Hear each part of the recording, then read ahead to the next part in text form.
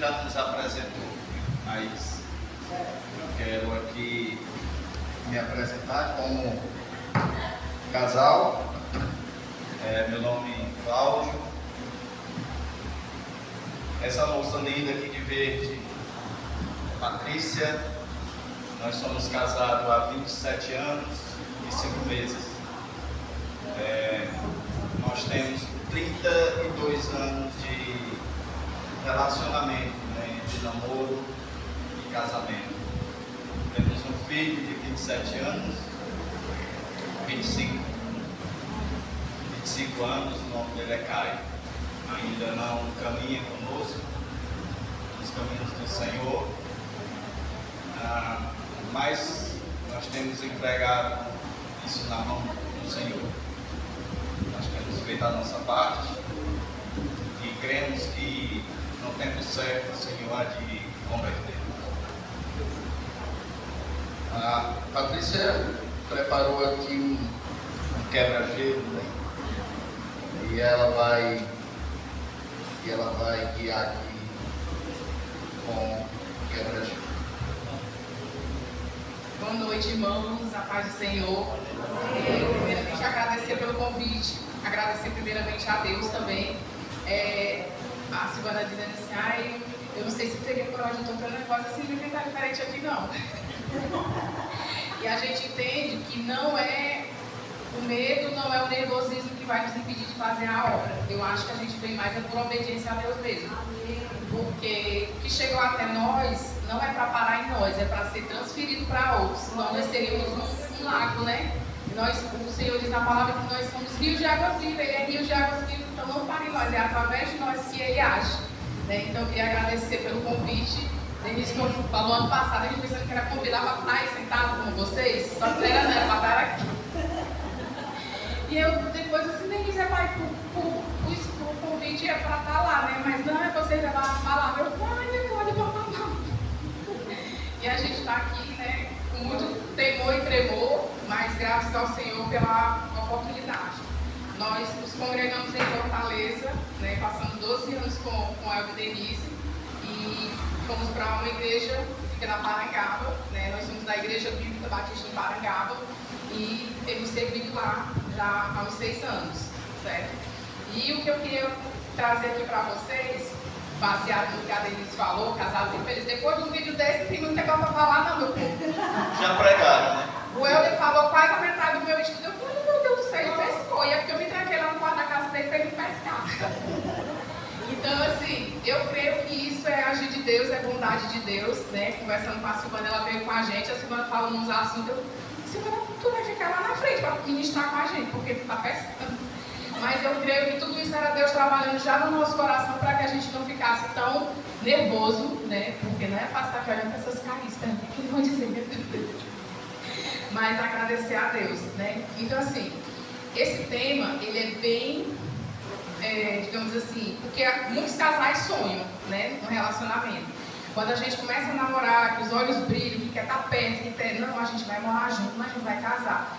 Todos entram com um propósito, né? Que é ser casados e felizes, né? E para que isso aconteça, eu acho que exige o primeiro mandamento que o Senhor nos dá na palavra dele, que é lá em Gênesis, para que eu... Vocês estão achando que a Samara não está combinando com o meu vestido, não, mas eu vou usar ela, pessoal. Eu queria ler só uma passagem que diz aqui em Gênesis 2:18. Que... 22, perdão. Deixa eu ver aqui. 24. Por isso deixa o homem pai e mãe e se une à sua mulher, tornando os dois uma só carne. Né? Esse versículo ele é o começo de tudo e é o plano de Deus para o homem e para a mulher. Homem, e Deus criou homem e mulher, a imagem dele, né, para que a imagem dele respondesse em nós. E o que é que eu pensei? Esse menino, falar dessa passagem aqui, ia ter que ter alguma coisa para fixar na mente de vocês. E aí, lendo esse livro que a Denise falou, o autor ele conta uma história, que inclusive é a capa do livro, depois tu bota, né, para ir na igreja ou no grupo. Que é assim, é uma mala como essa aqui tá é bonita. Eu não sei se vocês lembram umas malas que tinha antigamente, que ela era só com a fivela, que você era ruim, não tinha rodinha, não tinha aquele negóciozinho de puxar, né, que a gente está arrastando assim o carrinho, mas a gente conseguiu improvisar um aqui. E ele diz assim, o casamento é uma mala, é comparável. Ele dá esse exemplo para chocar o povo. Ele diz assim, o casamento é como uma mala velha, pesada e sem alça. A figura parece estranha e negativa, mas é sugestiva. Quando nós nos casamos, levamos para casa uma mala com enxoval. As mulheres, né, nem se fala. Os homens, acho que eles pegam logo uma muda de roupa, pronto, ele já está arrumado. E aí, o que acontece? Os dois preparam o seu enxoval. Mas nesse enxoval, a gente não vai levar só... Pode me ajudar aqui. Só segura aqui. Já está valendo aqui o auxiliador idôneo, viu? Prova sua carne, ó. A gente leva o quê, Mandenise? A gente leva uma toalha, né? Porque os dois vão precisar de toalha. A gente leva também lençol, porque agora a gente vai ter que fazer um enxoval novo, né? As coisas velhas também, as roupas também já passaram, então a turma vai comprar um enxoval novo. O que acontece? Agora a gente vai juntar as escovas, né? Não sei como é aí, se todo mundo tem o hábito de apertar a escova, né? Assim, e vem o outro e ajeita a pasta. Como é que funciona na casa de vocês? Vamos levar também algumas peças de roupa, né? Vamos levar moletom, vai para Guaramiranga, tá frio, ô, que delícia. E aí quem é prevenido também vai pegar, né? Vai levar também suas sandálias para passear aqui em Paracuru, né não? Ali, ó. Tem que ter. Só que fora isso, a gente também leva muitas outras coisas. Ah, ainda teve, ó. Porque meu povo, ó, todo mundo tem que caprichar, viu? Porque todo mundo tem que dar cheiroso, cheiroso. Só que fora isso, o que a gente vai levando nessa mala? A gente juntou tudo. Cada um com o seu enxoval, mas a gente levou também outras coisas na mala. A gente levou os nossos hábitos, né? A gente levou os nossos hábitos. Agora vou segurar tudo, agora tá aqui. Pronto, deixa eu botar aqui, pessoal. É só para vocês verem, porque fica melhor eu ficar na luz aqui. A gente leva os nossos hábitos. Esses hábitos, eles influem em muitas coisas, né? Geralmente eles nos causam prejuízo, em algumas situações, dependendo do hábito. Mas ele tem algo que vai trabalhar também na vida do outro. Então são pessoas com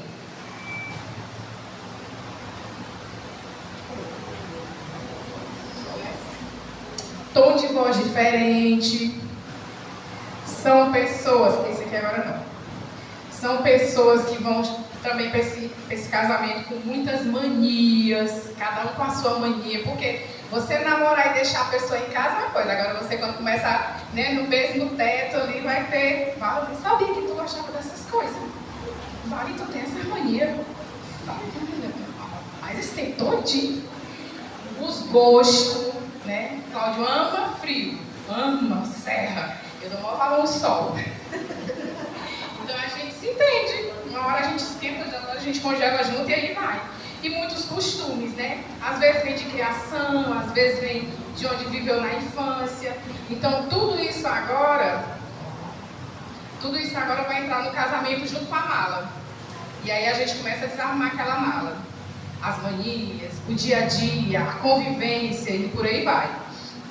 Aí ele fala que o fato é que quando o marido e a mulher aterrissam no lar docilar, depois da lua de mel, percebe que trazem determinadas coisas muito valiosas de que jamais abriram mão. Algumas dessas, né? Ah, mas isso aqui é meu jeito. Nessa menina, desde pequeno eu tive isso aqui, minha mãe nunca reclamou. Ah, eu sempre gostei desse jeito. Olha, não, a gente isso aqui não, eu gosto assim. Não, esse lado, quem vai dormir desse lado aqui é eu, porque não, eu não consigo. Não, apagar a luz, que até a luz do ar-condicionado me incomoda. Fala, pô, eu só menino, botar a luz do banheiro acesa para clarear. E aí vai, o povo vai se conhecendo, né? Só que há determinadas manias que jamais a gente vai desgrudar, que jamais a gente vai desapegar. De algumas coisas nós até podemos nos desvencilhar, mas de outras jamais. Quando desfazemos essa mala e ajuntamos as nossas tralhas, algumas coisas sobram e essas coisas incomodam demais. E como fazer para que isso melhore, né? Quando a gente abre essa mala, certas coisas que incomodam, elas precisam ser retiradas com o tempo, né?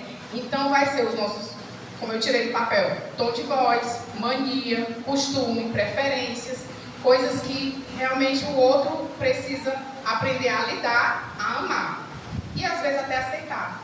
Porque alguns vão dizer, mas eu sou assim, vai ter que me aceitar assim. Aí você já casou sabendo. E uma vez conhecendo a Jesus, a gente tinha essas manias, a gente tinha essas coisas. Conhecemos a Cristo em 2007, quando a gente tinha 7 anos de casado. E eu digo para vocês que a gente vivia um caos no nosso casamento, né?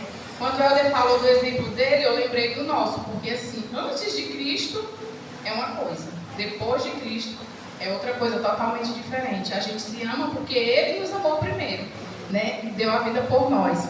E a minha pergunta para vocês é: como podemos tornar nosso casamento feliz, sendo duas pessoas tão diferentes, mas que ambos querem a mesma coisa? Apenas serem felizes, né? Viver nossa vida e desfrutar desse tempo junto. Tem um segredo. A palavra de Deus, ela nos afirma, né? E que o Senhor, Ele vai trabalhar em nós através do outro. Tem uma passagem, um versículo que ele fala que nós somos ferro afiando ferro. Os meus pecados, eles vão aflorar de acordo quando o Cláudio me afia, né? Quando ele me corrige, quando ele mostra que eu estou errada, isso tudo vai servir para o meu aperfeiçoamento. Teve uma história, né, de um pastor que ele viu um programa de TV onde tinha um casal discutindo que eles queriam se casar. A diferença de um pedaço de papel, né? Porque um pedaço de papel não interfere em nada no nosso casamento, no nosso relacionamento. E a briga a mulher ela não queria casar, o civil e o esposo queria. E aí o que é que aconteceu? O autor ele diz assim: quando a Bíblia fala de amor, porém ela o mede não pelo quanto você deseja receber, mas pelo quanto de si mesmo está disposto a entregar a alguém. Quanto você está disposto a perder por essa pessoa? Quem lembra de João 3,16? Porque Deus amou o mundo de tal maneira que deu o seu único filho para todo aquele que nele crê não pereça, mas tenha a vida eterna. Nesse versículo já está escrito que Deus, Ele deu o seu próprio filho, foi em sacrifício. Foi uma atitude, foi uma ação. Ele não sentiu pena de nós e ficou pensando, eu vou salvar eles, mas não vai ter nenhum sacrifício, não vai ser preciso, eu vou apenas ficar aqui e me compadecer, mas teve que ter um ato. Então, o amor do casamento, ele tem que ser regado de ações, né? E ele diz aqui que essa pergunta do casal ela não queria casar porque o papel não interferia, e ele queria porque ele amava tanto que, ao ponto de ter essa ligação com ela. E ele disse assim: de quanto de sua liberdade você está disposto a abrir mão? Quanto do seu tempo, emoções e recursos está disposto a investir nessa pessoa? E para isso, o voto do casamento não ajuda, mas também ele serve de teste, né? Em muitos casos, quando um diz para o outro, eu amo você, mas a gente não precisa assinar o papel, não precisa. Talvez até estrague, né? Na verdade, o que eu estou dizendo para o outro é: eu não amo você o suficiente para viver sempre. Vamos tentar, se der certo. Mas a gente não precisa de um pedaço de papel. Não precisamos de um pedaço de papel. Para excluir todas as outras opções, né? Não amo você o suficiente para me entregar por completo, a ponto de eu abrir mão de tudo. Dos meus sonhos, dos meus projetos, dos meus interesses, né? E o que é que essa lição ela avisa para nós? É que o Senhor, Ele disse que Ele fez o homem e a mulher para viverem, não vou dizer eternamente, porque no céu não vai ter casamento, né? Mas Ele nos fez para que a gente vivesse um para o outro até que a morte nos separe, né? Quando nós nos casamos, a gente faz um voto lá, na alegria, na tristeza, na saúde e na doença, até que a morte nos separe. Então, assim, eu vivo para fazer o Cláudio feliz e o Cláudio vive para me fazer feliz, mas com o intuito de Deus ser glorificado em todo o nosso relacionamento, né?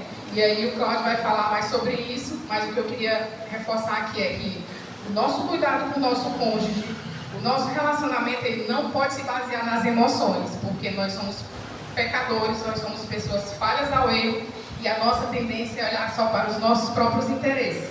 Para mim amar o Cláudio como eu amo hoje, eu precisei conhecer a Cristo, Ele me amar primeiro e me mostrar que eu não tenho poder para mudar o Cláudio, senão eu ia dizer que eu domestiquei ele. eu não tenho poder para fazer o Cláudio fazer as minhas vontades, porque aí ele ia fazer só o que eu quisesse, para me agradar. Não, ele ama a Cristo, como obediência ao Senhor, como Cristo ama a igreja, eu me submeto a Ele, por causa do amor que Ele tem por mim, da forma que Ele me trata, do querer estar perto, e é esse o papel, né, do casamento. E aí ele vai ficar com a parte de onde tudo começou.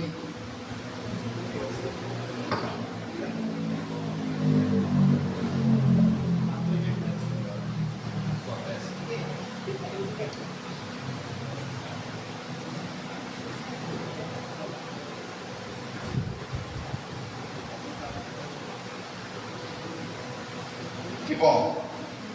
Eu, quando ouvi o testemunho do Helder, eu espelhei um pouco, muito parecido, só não fui tão danado quanto ele. Mas a realidade e o fato real da nossa vida como crentes em Cristo Jesus é Cristo no centro da nossa vida. Quando o Helder deu o testemunho, ele disse: quando eu conheci a Cristo, as coisas mudaram. Aprendi a amar minha esposa, aprendi a não ser egoísta, a servir, porque é esse o papel. O amor que é dado por Deus é o servir uns aos outros. No casamento, um servindo ao outro. Não existe a questão de você ser uma pessoa egoísta. Mas para a gente, e esse tema eu achei muito interessante, a questão do casados e felizes, porque o mundo vê a felicidade no casamento em outra visão. Nós, como cristãos, nós vemos a felicidade no casamento na visão de Deus. E para que a gente possa compreender isso, nós temos que ir lá para o início, em Gênesis, onde tudo começou. E eu não vou me deter muito, mas é só uma parte aqui da introdução, para que a gente entre no texto, para explicar o caminho que vai nos levar para uma felicidade que agrade e glorifique o nome de Deus. Porque nós escutamos, irmãos, em muitas coisas, livros seculares, que não são de homens, que são tementes a Deus, que estudam a palavra de Deus, e a gente vê muitas coisas para dizer que você tem que ser feliz, você merece ser feliz, E assim, às vezes são palavras até bonitas, convincentes, mas não é o plano de Deus. Porque a felicidade no plano de Deus, ela não tem nada a ver com você, não tem nada a ver comigo. A minha felicidade, a felicidade da minha esposa, ela tem que haver um sinal, um direcionamento que é para a glória de Deus. A Bíblia nos diz que tudo que fizermos, quer comais, quer bebais, que seja qualquer outra coisa, e quando ele diz qualquer outra coisa, é tudo na nossa vida, tem que ser para a glória de Deus. Então vamos aqui ver um pouco em Gênesis capítulo 1, e eu quero me deter aqui só no verso 26 e 27, e a gente vai perceber que aqui existe um propósito, um plano de Deus para o homem,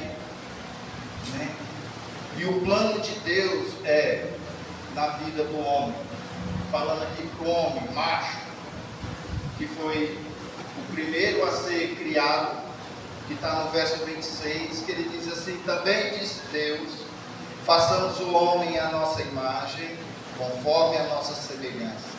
Tenha ele domínio sobre os peixes do mar, sobre as aves do céu,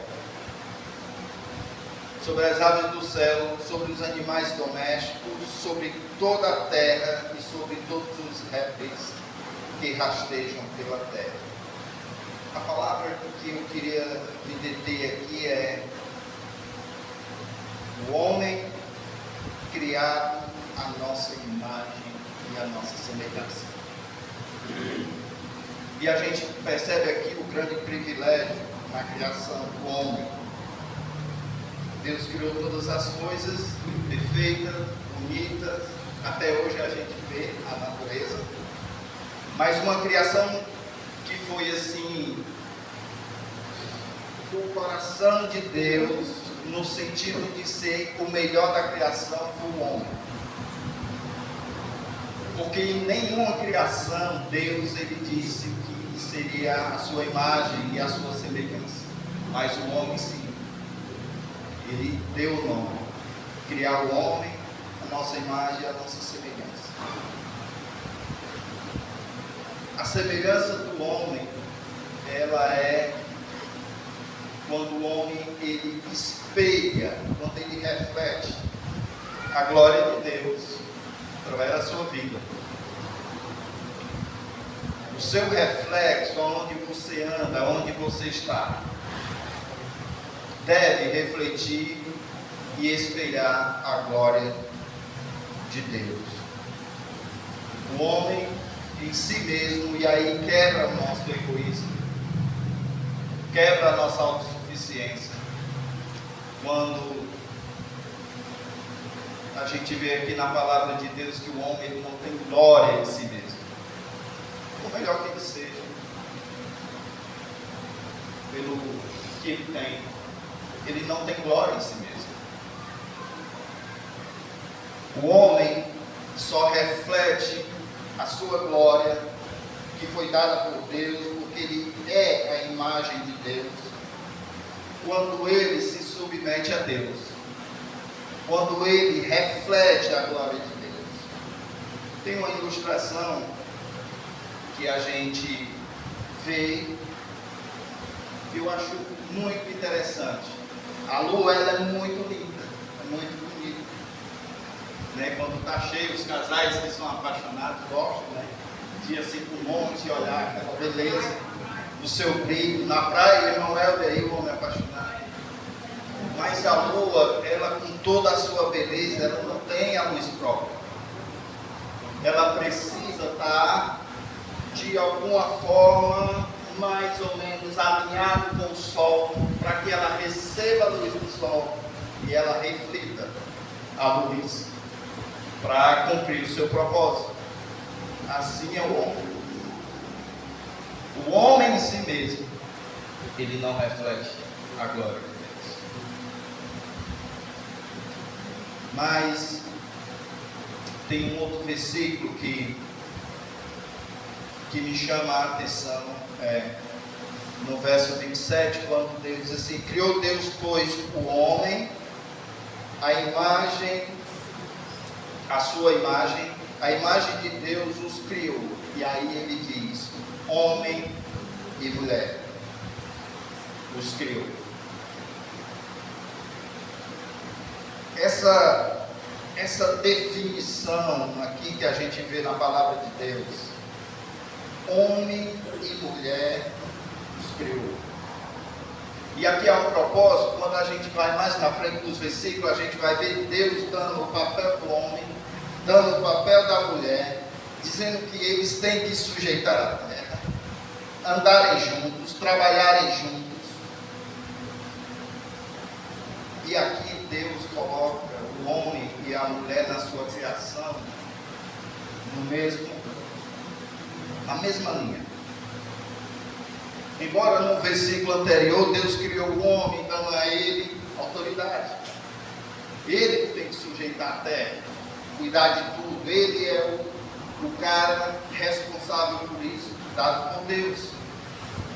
A mulher é criada juntamente com o homem, a sua imagem, a sua semelhança, dizendo que homem e mulher diante de Deus estão na mesma linha, cada um com seu papel, cada um com seu papel, mulher como auxiliadora do homem, o homem como o cabeça da igreja, que a gente vai ver lá em Efésios. E nisso a gente vê os dois, cada um com seu papel distinto, unidos e formando uma só carne. Essa definição, no verso 27, a gente pode comparar, sem medo de errar, porque isso aqui é plano de Deus, a comparação mais perfeita da Trindade. Pai, Filho e Espírito Santo, cada um com seu papel, fazendo o seu papel na vida dos seus filhos, que esse é o plano de Deus, mas eles se unem, eles se juntam, eles têm essa harmonia, como se fosse um. Olha que plano perfeito que Deus tem para o casamento. O homem com seu papel, a mulher com seu papel, Deus no centro.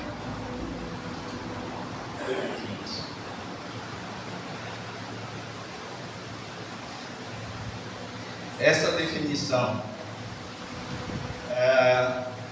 para mim, foi uma descoberta. Para que eu possa entender o plano de Deus na minha vida como casal. Primeiro, eu não tenho luz própria. Eu fui criado para refletir a glória de Deus. O problema que acontece nas famílias, na maioria das famílias, é a falta do conhecimento de Deus e da obediência a Ele. Tem uma história muito antiga, nos Estados Unidos,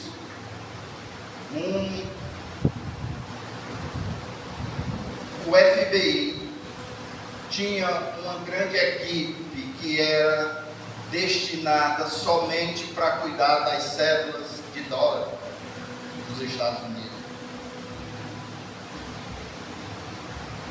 Com medo, eles tinham da falsificação. E olha o detalhe, esses homens, eles estudavam,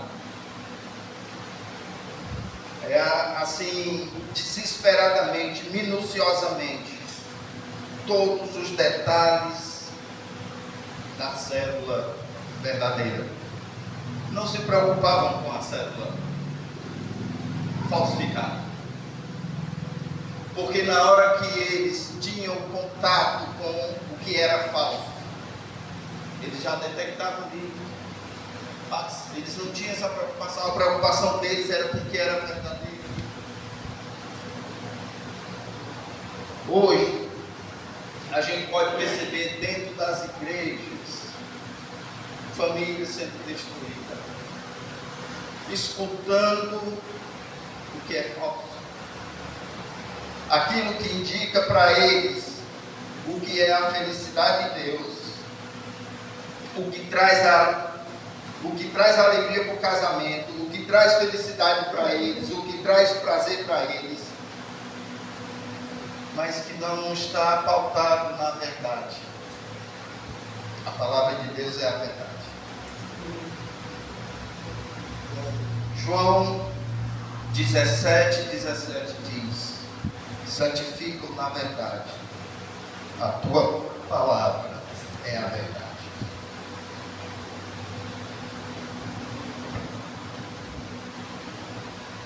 Então, meus irmãos, vamos ver o que a palavra de Deus diz sobre o propósito de Deus na vida do homem.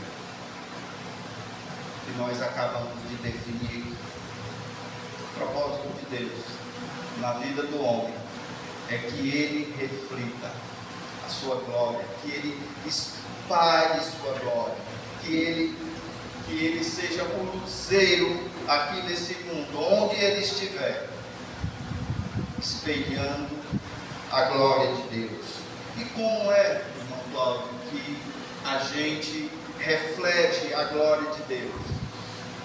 A glória de Deus, ela só pode ser refletida na vida do casal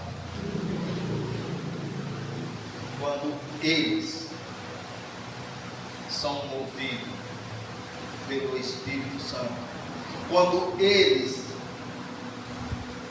têm o Espírito Santo, que diz lá em Gálatas 5, 22, 23, ali é a maior definição da pessoa e do caráter de Deus. Gostaria que os irmãos, se pudessem, abrir lá em Gálatas, é um texto muito conhecido.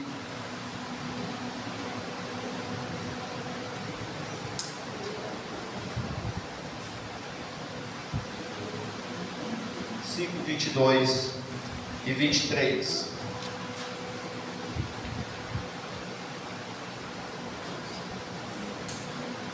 Gálatas 5, 22 e 23. Mas o fruto do Espírito é amor, alegria, paz, longanimidade, benignidade, bondade, fidelidade, mansidão, domínio próprio.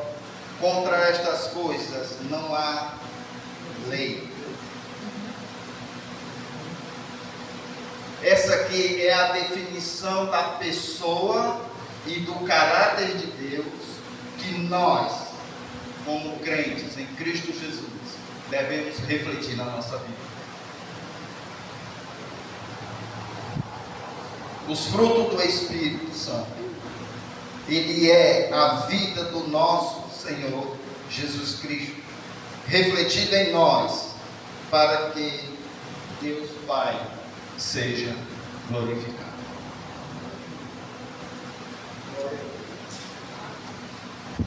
Louvado seja Deus por isso. Nós devemos nos esforçar a entender e a conhecer os frutos do Espírito, para que nós possamos viver na nossa vida, porque só assim nós, como crentes em Cristo Jesus, possamos refletir a glória de Deus.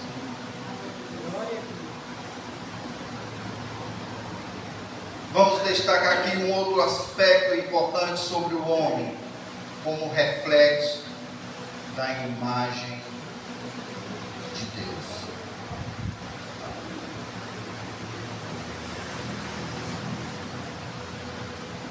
O Senhor fez o primeiro casamento.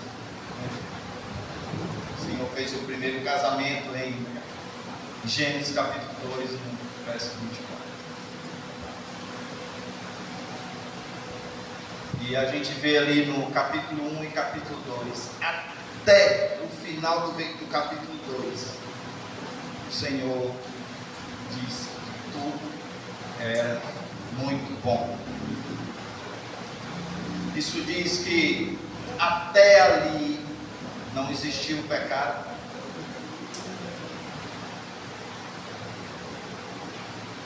O homem vivia em plena comunhão com Deus. Tinha o acesso livre a Deus. E não precisava se esconder, irmão. Não precisava se envergonhar. Porque eles tinham comunhão com Deus. O casamento é um dos aspectos que Deus colocou na nossa vida para que nós possamos, por meio dele, ser um reflexo da sua vida. Capítulo 3. Vem aí a terrível notícia. Tudo que Deus planejou para nós, como sua criação e o seu propósito, no capítulo 3 de Gênesis, foi deturpado. Quando diz assim, mas a serpente. Quando a Bíblia diz mas a serpente, algo muito sério aconteceu aqui. Em Apocalipse 12, 19, não vou lá no texto, mas ele descreve a serpente como Satanás, o diabo. E aí ele faz uma descrição exatamente com o que aconteceu em Gênesis 3. Descreve ele como sedutor de todo mundo. Satanás, ele seduziu a mulher.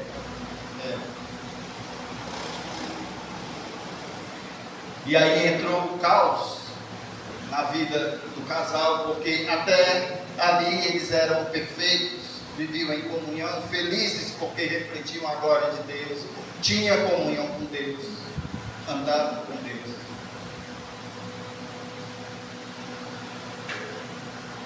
Mas quando a serpente injetou ali o veneno do pecado na vida deles, tudo virou caos.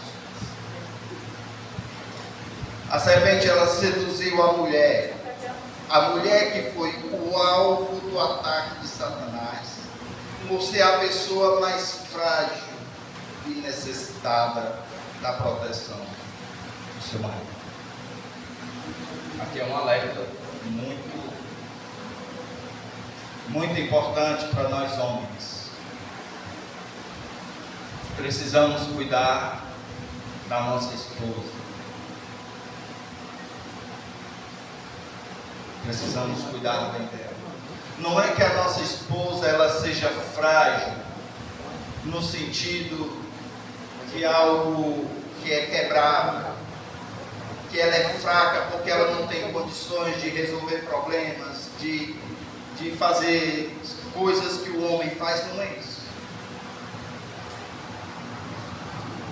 Mas a fragilidade aqui, a gente vai ver lá em 1 Pedro 3,7, é porque a mulher, ela é uma pessoa valiosa para Deus.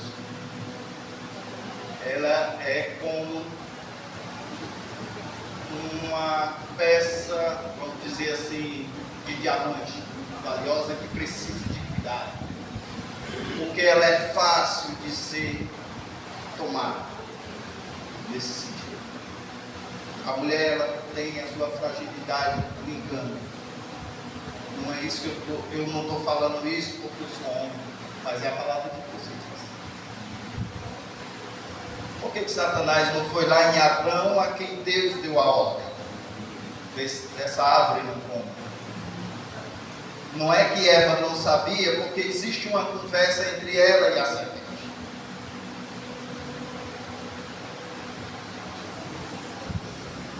Mas a serpente conseguiu seduzir. E o alerta aqui para nós homens: devemos cuidar das nossas esposas. Meus irmãos, aqui o caos ele foi estabelecido pelo pecado. O pecado entrou nas veias do casal, trazendo morte espiritual. A liberdade que eles tinham na presença de Deus, agora eles se escondem da presença de Deus. O remorso, a vergonha, a culpa, o medo, a confusão, tudo isso levam eles a se sentir como se eles fossem um estranho, como se eles vivessem, como se eles estivessem ali no jardim como clandestinos, se escondendo de Deus. É exatamente isso que o pecado faz na vida do homem. Quando o homem ele está mergulhado no pecado, ele sente vergonha de si mesmo, vergonha do outro. Um crente, quando ele está com um problema, eu não estou dizendo que o crente ele não erre, ele não pegue, isso não existe. Nós estamos nesse mundo, esse mundo é caído. Nós estamos sujeitos a pecado, nós não podemos colocar nossas expectativas no outro nesse sentido. Porque todos nós estamos prestes a pecar.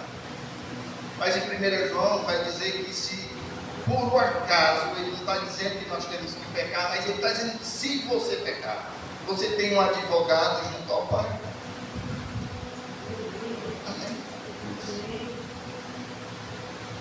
Mas eles sentiram vergonha por causa do pecado, e isso acontece muito no meio dos casais e na igreja. Deixam de vir para a igreja para orar, deixam de vir os cultos na igreja, nas reuniões, muitas das vezes porque a culpa, o pecado está ali, está lá. E na presença de Deus, o pecado ele não chega. Não chega.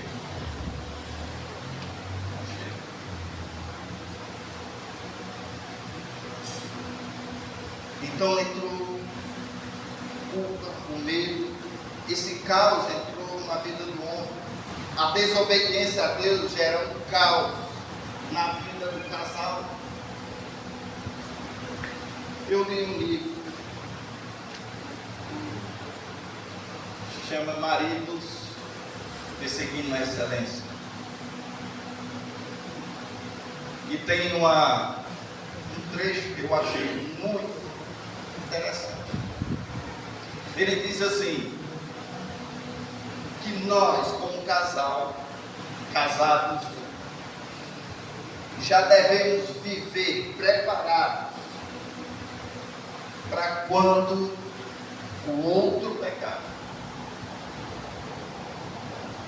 eu esteja disposto a ajudá-lo. Eu já tenho que estar preparado com a Patrícia.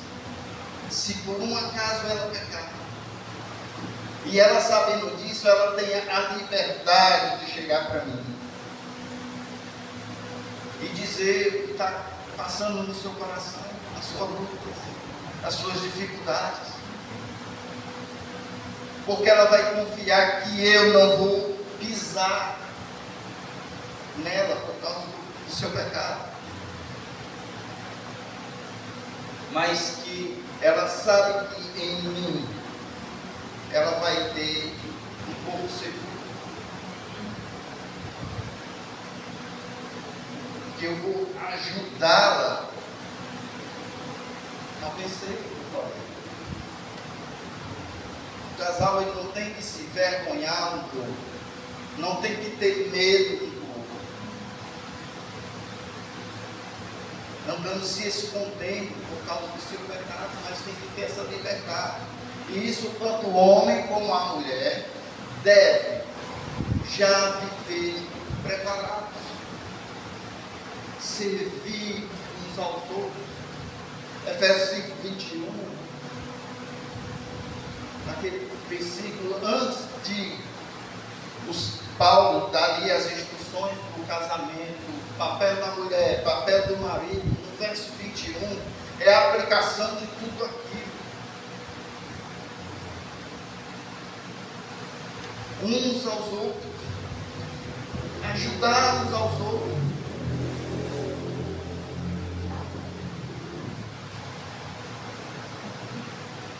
O pecado ele entrou e afetou a todos, irmãos. É triste, mas nós temos nosso Deus. Nós temos o Espírito Santo que nos guia, que nos direciona. Nós temos a sua palavra, que é o nosso manual de prática. Não devemos apartar dessa palavra, porque ela está aqui. Por isso, homem e mulher precisam da ajuda de Deus em sua palavra para a sua restauração. Deus, em sua graça e misericórdia, providenciou por meio do seu Filho Jesus Cristo a restauração da família. Vamos ver alguns mandamentos que o Senhor tem em sua palavra para nós. Em Efésios, e vai ser só 2 versículos. Porque aqui nós não vamos tratar da família, nós vamos tratar apenas do casal. Então, Efésios 5, 22 até o 33, e eu vou chamar a minha auxiliadora idônea para falar um pouco para as mulheres nesse sentido.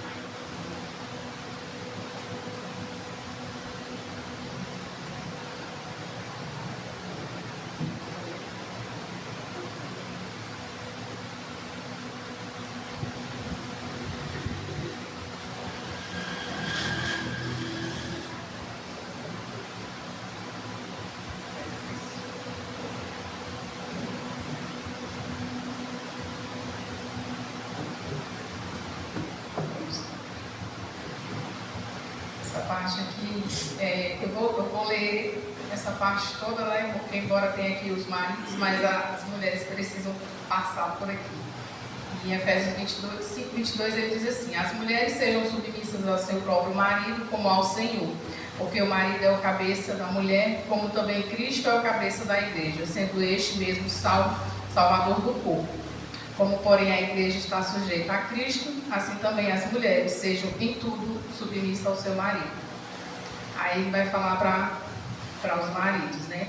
Só que aí eu até compartilhei com a Denise que esses dias fui fazendo esse estudo para cá, e a gente, primeiramente, a Bíblia ela corta aqui para depois cortar desse lado, né?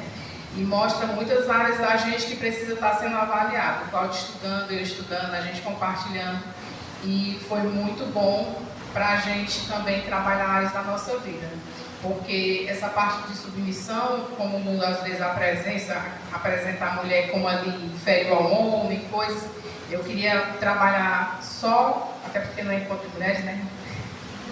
Mas eu queria mostrar o que a palavra nos mostra sobre essa parte da submissão, né? E ele vai falar em 4 textos, que é Efésios, Colossenses, Tito e 1 Pedro. Mas eu queria dizer para as irmãs, primeiramente, o que não é submissão. Submissão não é uma responsabilidade exclusiva da mulher. Por quê? Porque todos nós temos uma responsabilidade de submissão. A Bíblia diz sujeitados uns aos outros, né? A submissão não significa inferioridade da mulher. A submissão da esposa não é para todos os homens em todo contexto. Como assim? 4 vezes a Bíblia fala de submissão da esposa ao seu próprio marido. A minha submissão não é a outras pessoas, né, do sexo masculino, mas somente ao meu esposo. A submissão também não implica autonomia masculina no lar. A submissão não significa escravidão, né? Não significa que o homem toma todas as decisões sem palpite, opinião, né? Ou da esposa ou de outros membros da família. O que é a submissão bíblica? A submissão bíblica, ela oferece pela mulher ao seu próprio marido, é algo voluntário, não no sentido opcional, mas que tem que ter, né, brotar no coração. Como eu falei antes, a gente se submete ao esposo porque primeiramente é mandamento e primeiro isso agrada a Deus. A gente também se submete porque a gente alinha sob a autoridade do marido, como ele falou, da proteção. O esposo está para proteger, ele está para cuidar, ele está para regar, ele está para estar presente. Nós temos um hábito que já faz algum tempo, que é de orarmos juntos sempre, né? E nisso é bom saber e ouvir o Cláudio orando por mim e também a gente compartilhando as nossas lutas. E isso tem nos ajudado muito, já está com acho que uns 5 anos que a gente colocou isso como regra na nossa vida, de orarmos juntos, né? Sempre, toda noite. Temos o tempo separado, mas a gente optou por ter esse momento à noite para estarmos orando. Então essa submissão a ele, no sentido de proteção, de liderança, isso também nos encoraja a saber que eu não preciso estar com toda a carga nas costas para resolver isso, aquilo, porque eu tenho alguém que toma atitude, alguém que vai lá e alguém que me pergunta não para que eu diga tudo que tem que fazer, mas como auxiliadora idônea, né? Que é o que nós devemos ser. A gente completa, a gente é aquela parte da costela mesmo que Deus tirou e colocou aqui para a gente fazer aquilo que eles não têm habilidade para fazer. A gente está aqui para completar, né? Então, por isso que a submissão, ela é muito boa. Submissão significa temer e respeitar o marido, porque ele está abaixo de Deus, né? Da mesma forma que a igreja deve ser submissa a Cristo, a esposa também deve se submeter ao seu marido, né? E ela requer uma obra sobrenatural no nosso coração, trabalhando o nosso egoísmo, trabalhando a nossa autossuficiência, trabalhando muitas áreas que são pecados e que a gente precisa colocar de lado, né? Porque tem a questão do eu sei, eu faço melhor que ele, se não fosse eu, ele não tinha feito, então isso não traz glória para o Senhor. Nós não estamos aqui para aparecer mais do que o outro, né? Nós temos que resplandecer a glória de Cristo. Um pastor amigo nosso postou esses dias no Instagram, acho que ele trabalhou esse tema e eu copiei, né? Eu botei até o pastor, o nome dele para não ser outra coisa aqui, é um plástico. Ele botou assim, ó: esposas, amem a Deus, submetam-se a Ele. Ame a sua palavra e a obedeça. Ame seu esposo e sujeite-se à sua liderança. Assim vocês estão dizendo ao mundo que Deus é sábio e que a sua palavra é verdadeira. É desta maneira que mulheres cristãs se tornam mulheres empoderadas. Porque nós fazemos pelo poder do Espírito, né, a questão do amar, a questão da submissão. E não porque o mundo diz que lugar de mulher é onde ela quiser. Não é. A gente sabe que lugar de mulher é onde Deus tem um papel para ela, é onde Deus vai usá-la, né, como auxiliadora idônea, como aquela que faz o marido dela ir avançando, porque é ela que está ali para interceder por ele, para ser aquela que observa, que alinha. Eu não sei os casais que trabalham juntos, né, a gente trabalha junto há 2 anos, né, e por uma necessidade de ajudante, eu fui fazer vamos dizer, fui dar um suporte para ele, ele acabou que me contratou, né. E o que acontece? Isso fortaleceu muito o nosso relacionamento. Ele, nossa, não, minha carteira, Alessandra, não acredito. Mas estamos aqui, né, na peleja. E o que foi que eu vi? Eu auxilio o Cláudio automaticamente. E eu fico feliz quando ele se sai bem, eu fico feliz quando ele acerta, eu fico feliz com ele, é onde fica a questão da uma só carne, né? Então, assim, a gente tem se completado, nós temos nos fortalecido no relacionamento. Áreas que a gente precisava trabalhar, a gente conseguiu por causa da comunicação, e eu queria aconselhar, né? Falem, conversem, andem juntos, aproveitem o tempo. Isso aqui é passageiro, isso aqui vai acabar rápido. E muitas das vezes a gente perde tempo com brigas bestas, até pelo que era para comprar e não comer. Por que não trouxe? Eu não queria isso aqui, não, queria outra coisa. Toda vez vai comer, pessoal, né? Deixa coisa besta assim, né? E nem perde o tempo, a oportunidade, né? Então, a gente tem que aproveitar esse momento e desfrutar. Alguns ingredientes que a gente desfruta, né, juntos. A questão do romantismo, a questão da alegria, a questão da amizade, a questão do prazer. Isso tudo vai ser consequência de um relacionamento saudável, que tenha um diálogo.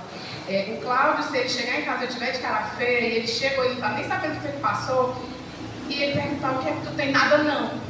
Tem muita coisa, meu povo, nada não, tá gritando ali, eu tô estressada, o menino tão assim assado, eu preciso disso assim, e ele ainda pergunta o que é que eu tenho, passou o dia fora, não sabe nem o que aconteceu, liguei, nem atendeu o celular. Então, assim, são coisas que precisa dialogar, precisa ter a comunicação. Os homens, às vezes, eles querem uma coisa bem imediata, né, assim, então por que tu não disse logo?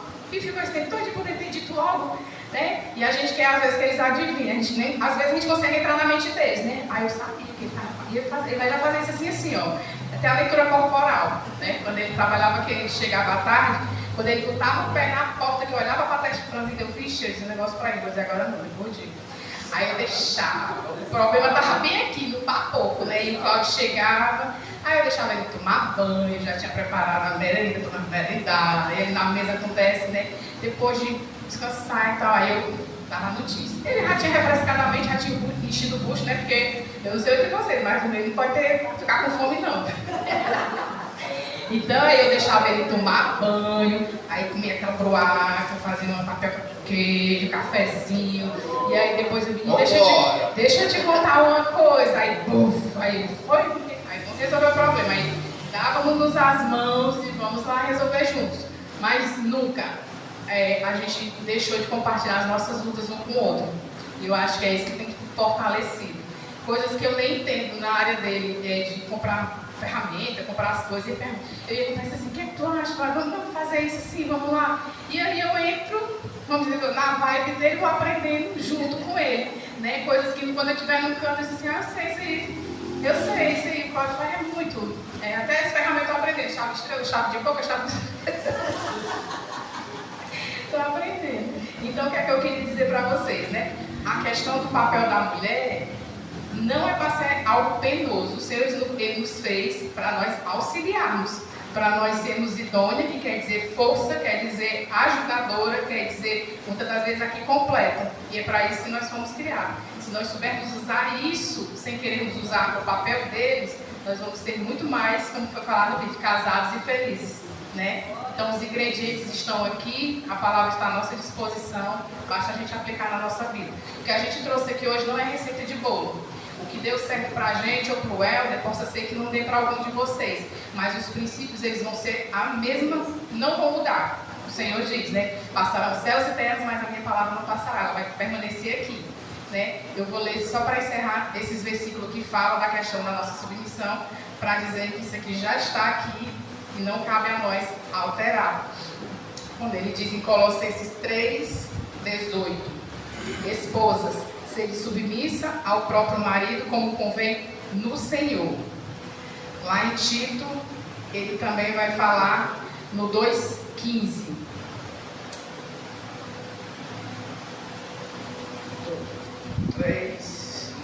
Tito 2, cadê?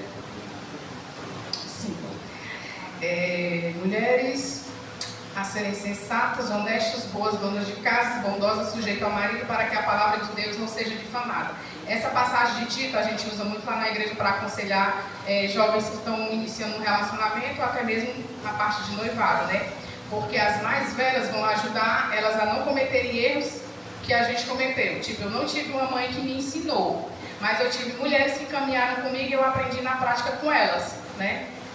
E aí, a palavra de Deus a não ser difamada, o que é que Tito está alertando aqui para nós que conhecemos a palavra de Deus, é uma responsabilidade.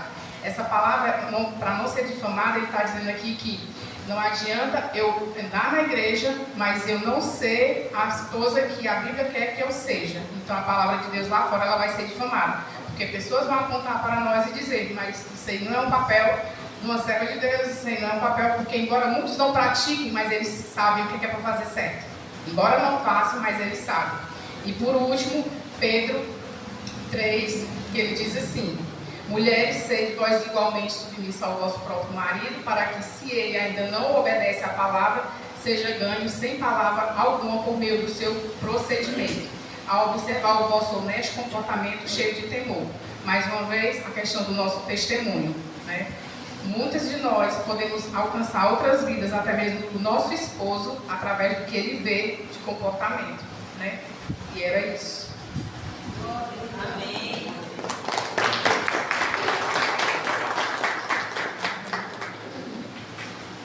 Agora, aperta os ombros.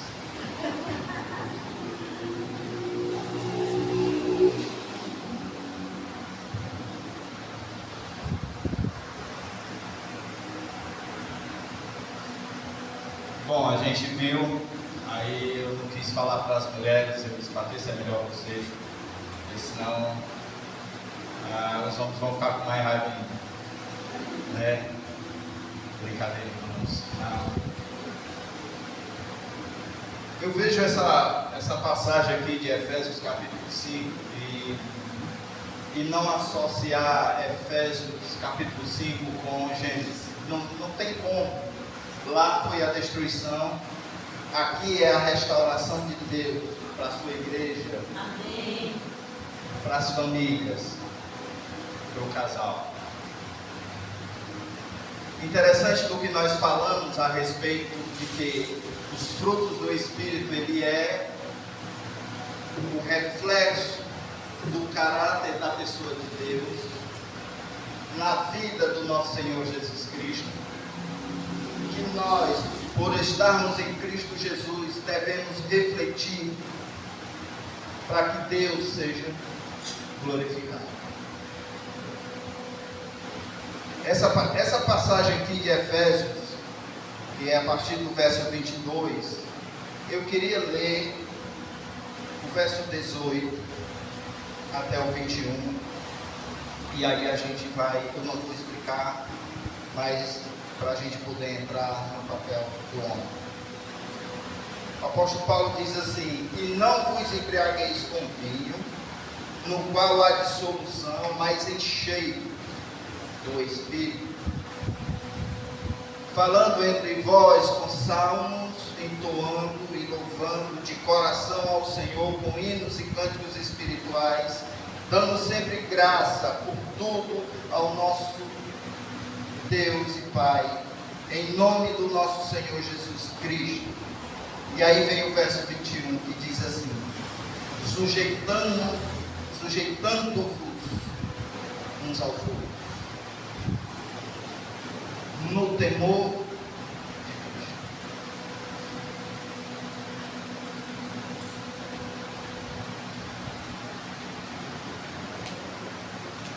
E o papel do homem é interessante. Eu estava lendo e eu pensava que já começava no verso 25, mas a gente vê logo no início ali, quando ele diz, no verso 23, ele diz assim: porque o marido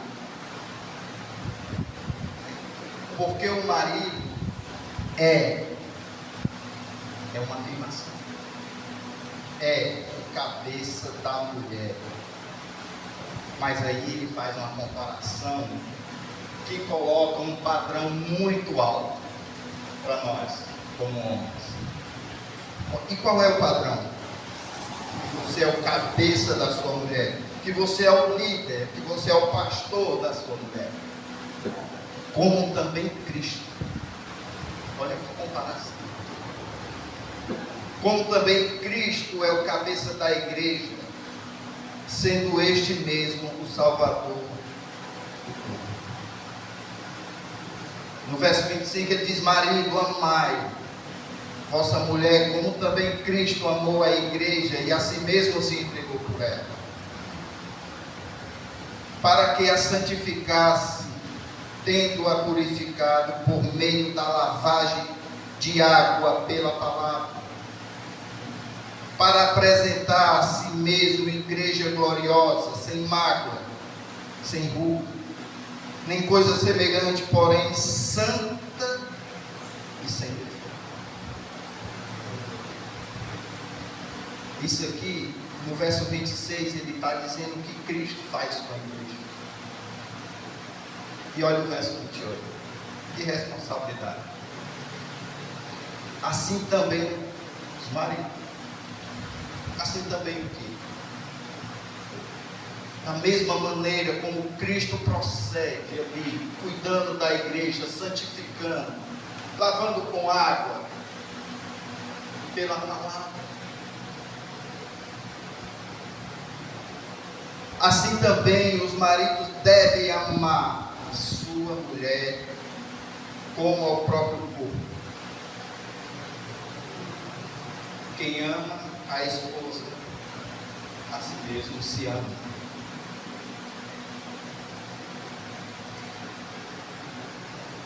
Antes eu quero contar uma história como uma ilustração. Conta-se a história de um homem que procurou o pastor da sua igreja para se aconselhar. Se liga, pastor Elton. O pastor da igreja perguntou ao homem: o que posso fazer por você? O homem diz: pastor, acho que tem um problema. Pastor, qual o seu problema? Bem, eu acho que amo demais minha esposa. O pastor olhou para o homem e perguntou: você ama a sua esposa quanto Cristo ama a igreja? O homem olhou para o pastor e disse: não, dessa forma não. pastor disse para o homem: você ama a sua esposa demais, mas você não a ama o suficiente.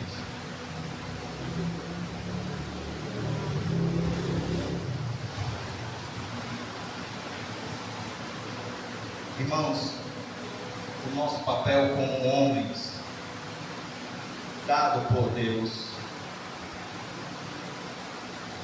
ele não é um papel fácil.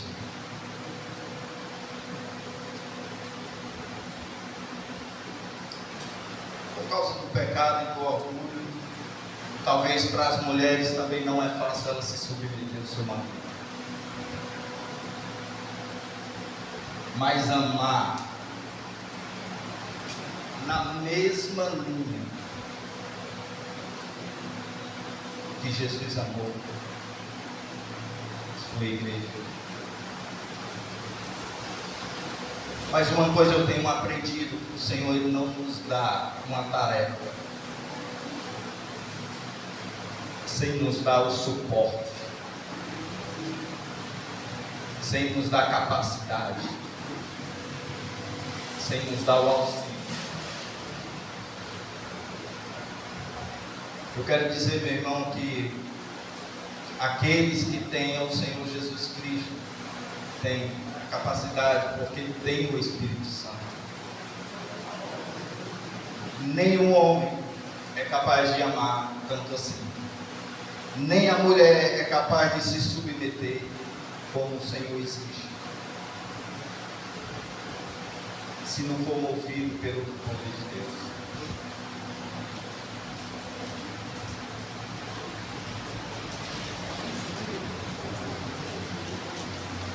O amor que muitas vezes as pessoas aí fora imaginam, esse amor que não é o amor outrocentro, né? Não é aquele amor que você dá sem esperar o próprio. O amor que o mundo hoje mostra e quer colocar no coração das pessoas é um amor que, enquanto está tudo bem, estamos nos amando, estamos vivendo bem, mas na hora em que um outro falha, o amor acaba.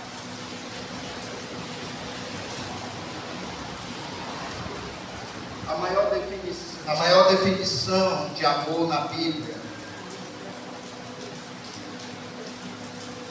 é lá em 1 Coríntios,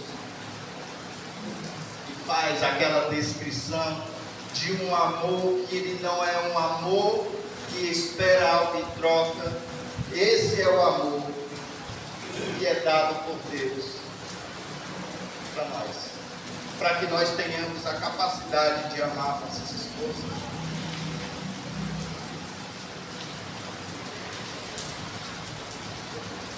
A palavra de Deus nos dá instruções específicas ao marido. E eu queria, são 3 instruções que eu separei, tinha muito mais nessa passagem, mas eu queria tentar fazer isso aqui em pouco tempo. Mas a primeira instrução está no verso 23, o marido deve ser o líder da esposa, da família. Deus estabelece aqui uma liderança para o homem sobre a sua esposa. E Ele promete. Mas o parâmetro aqui é estabelecido no mesmo padrão do amor do nosso Senhor Jesus Cristo. Temos 2 passagens aqui de Mateus 26, 28. Eu vou tentar ler aqui rapidinho. Mateus.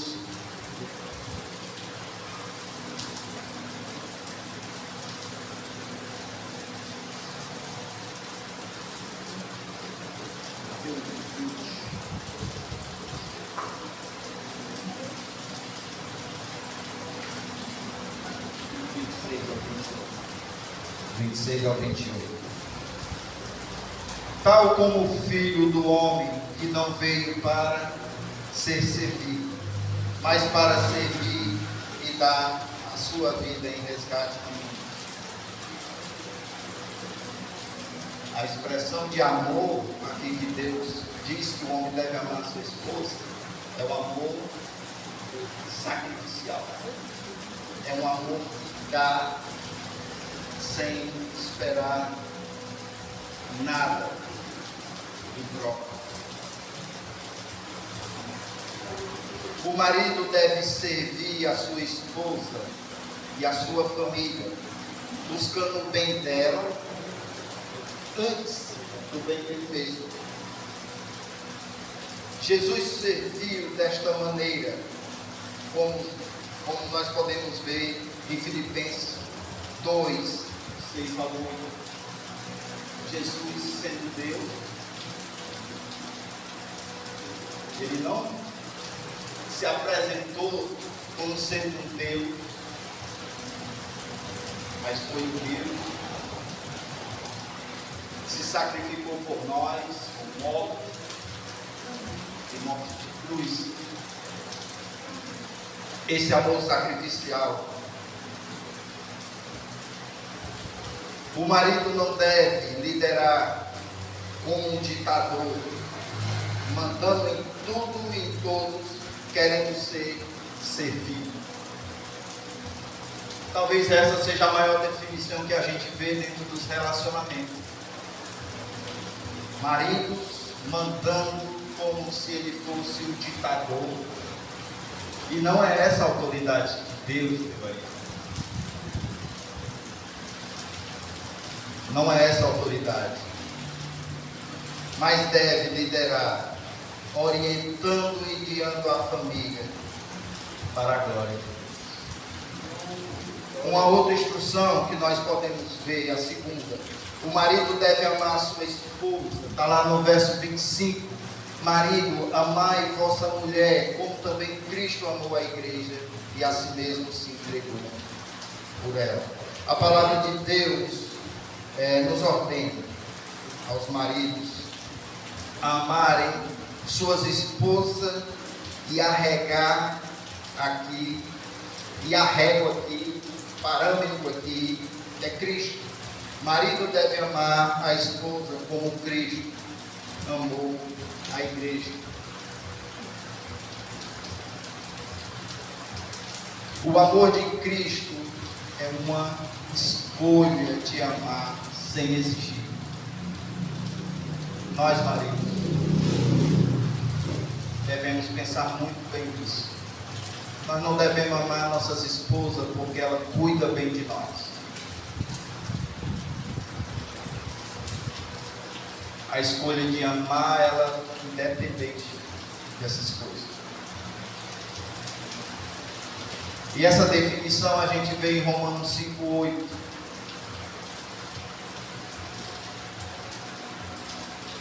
Que o Senhor, ele se entregou por nós.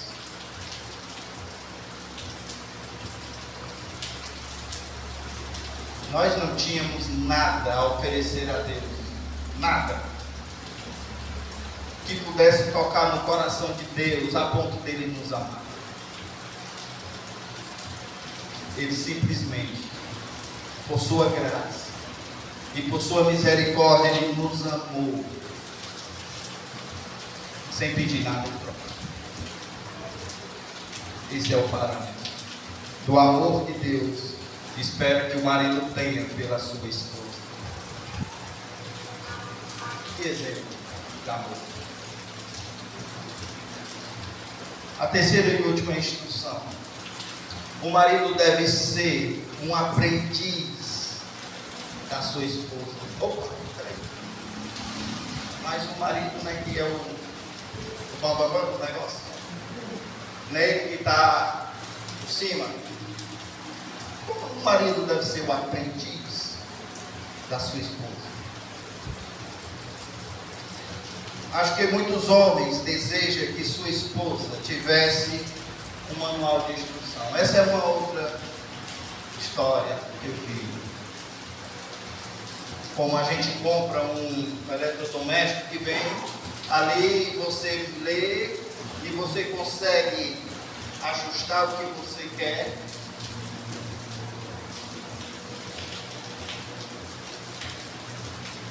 Eu quero dizer, irmãos, que a sua mulher, ela vem sim com um manual de instrução. Só que o manual de instrução dela está dentro do seu coração. E como é que você se sujeita à sua esposa para aprender da sua esposa?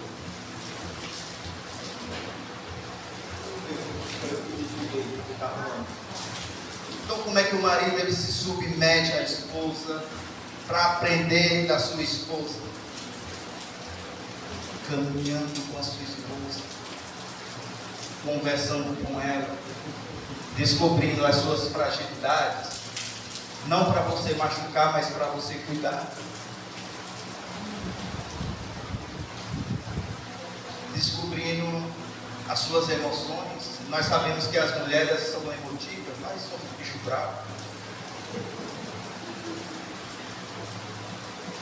Mas as mulheres, ela precisa do homem para cuidá-la. Vimos o que aconteceu com ela, fragilizada, sozinha, desamparada, a falta do cuidado do marido. Satanás foi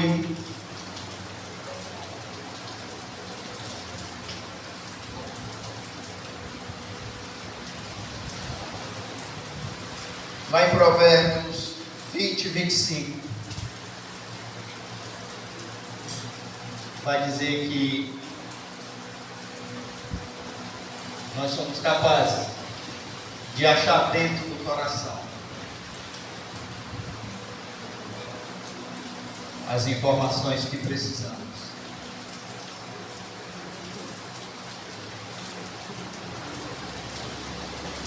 Como águas profundas são os propósitos do coração do homem, mas o homem de inteligência sabe descobrir.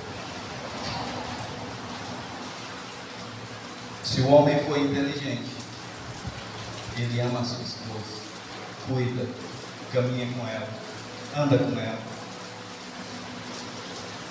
está ali pertinho, observando sua pisada, o seu gesto. Só assim você vai descobrir o que está no seu coração e você pode cumprir o seu papel como marido. Em 1 Pedro 3,7, a Bíblia exorta o marido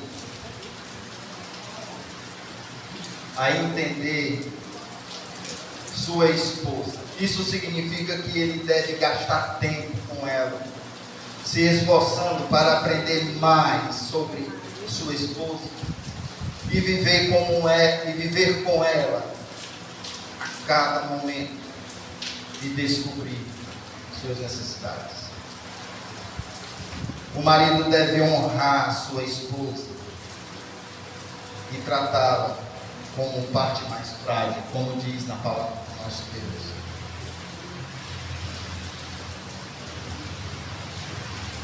E essa palavra frágil eu já tinha falado. A mulher, ela é algo precioso, estimado e de valor. Você deve protegê-la e priorizá-la no seu relacionamento. Primeiramente Deus, depois a sua esposa. O marido deve viver de maneira santa com sua esposa, para que não se interrompa as suas orações. Vocês viram isso em 1 Pedro 3,7? Meu irmão, isso é sério. Se você não ama a sua esposa, se você não trata bem a sua esposa, não venha com um linguajarzinho crente. Não venha dizendo que Deus está falando com você. Porque é falso. A Bíblia diz que é falso. Se você não ama a sua esposa e não trata a sua esposa, as suas orações não chegam ao céu. Não sou eu que estou dizendo, é a palavra.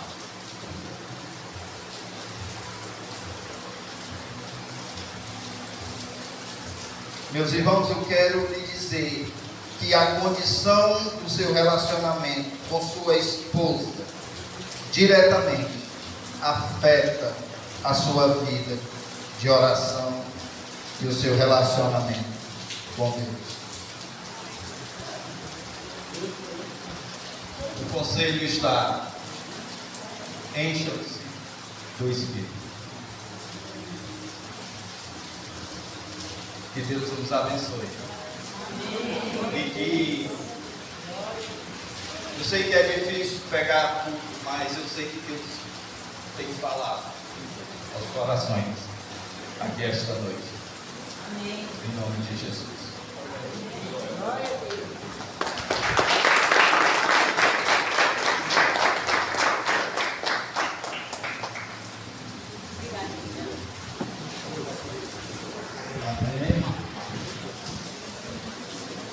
Como o God falou, amados, muitos conceitos, né? A gente não aprende da noite para o dia, até porque o relacionamento entre o homem e a mulher, só Deus idealizou, porque não é fácil, né? Mas uma coisa, a Patrícia não é receita de bolo, mas a gente tem algumas dicasinhas, né? Em casais, como eu e minha esposa, 27 anos, e uma coisa eu aprendi com ela, tá? Eu vou dar aqui uma receita para vocês. Você quer ver bem com a sua esposa, com seu esposo? Você, quem é aqui que não tem defeito, né? Certo pastor estava no seu consultório lá, no seu gabinete, e um casal com um problema, um outro com uma discussão, foi até o pastor. Ele recebeu a mulher e disse: olha, qual é o problema do seu esposo? Não, é porque ele faz isso, isso e isso, começou a reclamar. Foi para o seguinte: escreva aí, coloque tudo aquilo que você não gosta do seu esposo. E depois também você escreva tudo aquilo que você gosta dele. Tá bom. O esposo veio, não, porque a minha mulher, olha, eu tenho que tal, não obedece, tal. Escreva aí tudo que aquilo que a sua esposa, você não gosta dela, mas também escreva aquilo que você gosta. Foi embora, todos os dias voltou, recebeu a mulher. Cadê você? Escreveu? Escrevi. Colocou, o que é que você não gosta? Entregou para o pastor. Tinha 5 coisas que ela não gostava do esposo dela, mas tinha 20 que ela gostava dele. Chamou ele, mostra ele, o que é que você não gosta do esposo? Quando olhou, tinha 7 coisas que ele não gostava da esposa dele, mas tinha 30 que ele gostava. Chamou os 2 e disse: olha, por que é que você não vive mais com aquilo que gosta? É muito mais fácil. Então, o segredo aqui que eu passo para vocês, que eu aprendi com minha esposa, é: você administra. Sabe o que é você administrar? Tem aqui empresários, pessoas que têm empresa. Você administra as dificuldades da sua esposa, do seu esposo. Você administra os defeitos que ele tem, os defeitos que ela tem. Administrar, sabe o que é? É você saber lidar com eles. Agora, com as virtudes, com as coisas boas, faça o seguinte, como eu faço com a esposa: eu viva com as virtudes, viva com as qualidades da sua esposa, com o seu esposo, viva enquanto há tempo. E você administra os defeitos, você vai ver tão bem. Amém? E uma coisa aqui que as mulheres podem até usar, eu acho que as mulheres gostaram desse texto que apareceu aqui, que o homem tem que ser igual a Cristo, né? Ele amou a igreja, ia para apresentar ela sem defeito, sem ruga. Olha aí, as mulheres vão estar aqui, ó. A pregação foi e disse que é para você me apresentar a Jesus como sem imaculado, sem pecado e também sem rugas.